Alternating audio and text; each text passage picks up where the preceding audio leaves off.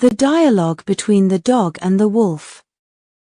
On the edge of a vast, untamed forest, where the trees whispered secrets to the wind and the moonlight painted the earth in silver, a dog and a wolf met one fateful night.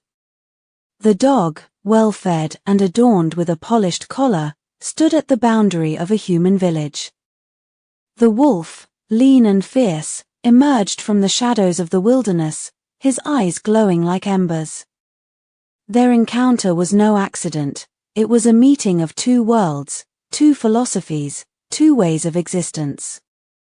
The dog tilted his head, curious yet cautious.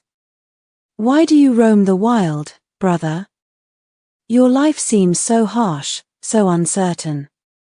Look at me, I have a warm home, a full belly, and a master who cares for me. Why choose struggle when you could have comfort?" The wolf paused, his gaze piercing through the darkness. "Comfort, you say? Tell me, dog, do you truly believe you are free? You speak of a master, of a home, but do you not see the chains that bind you?" The dog wagged his tail, amused.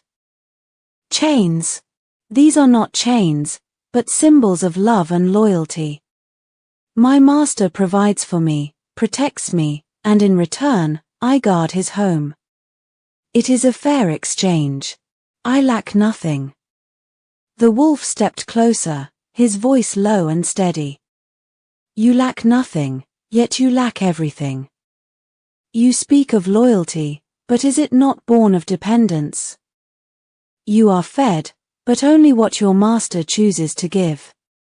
You are sheltered, but within walls that confine you. You have traded your freedom for security, and in doing so, you have surrendered your true nature." The dog frowned, his tail stilling. "And what of your freedom, wolf? You hunt, you fight, you struggle every day just to survive. Is that not a heavier burden? Is it not lonely, always running, always wary?" The wolf's eyes softened, but his voice remained firm. "It is true, the wild is unforgiving. But in its harshness, I find my strength. I answer to no one, and my life is my own. The wind, the stars, the earth, they are my companions. I am not a servant, nor a possession. I am free to live as I was meant to live, to follow my instincts, to howl at the moon without fear of reprimand." The dog hesitated, his gaze drifting to the distant lights of the village. "But what if I am content? What if I find joy in my service, in the love of my master? Is that not a form of freedom too?" The wolf sighed, a sound like the rustling of leaves. "Contentment is not freedom, dog. It is a veil that blinds you to the vastness of the world.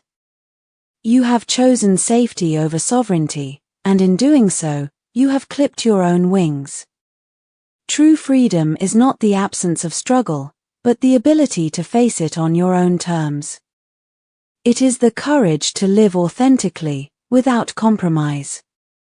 The dog fell silent, his thoughts swirling like the night mist. For the first time, he questioned the life he had always known. Was he truly happy, or had he simply grown accustomed to his chains? He looked at the wolf, who stood tall and unyielding, a creature of the wild, untamed and unbroken. The wolf turned to leave, his form blending into the shadows. "Think on this, brother. Freedom is not given, it is claimed. And sometimes, it is found not in the comfort of a hearth, but in the untamed heart of the wilderness." As the wolf disappeared into the forest, the dog remained at the edge, caught between two worlds. The village lights beckoned him, warm and familiar, but the call of the wild echoed in his soul, a whisper of something he could not yet name. And in that moment, he wondered if he would ever have the courage to answer it. The story of the dog and the wolf is a timeless reflection on the nature of freedom, security, and the choices that define our lives. It asks us to consider whether we are truly living or merely existing, and whether the comforts we cling to are worth the price of our freedom.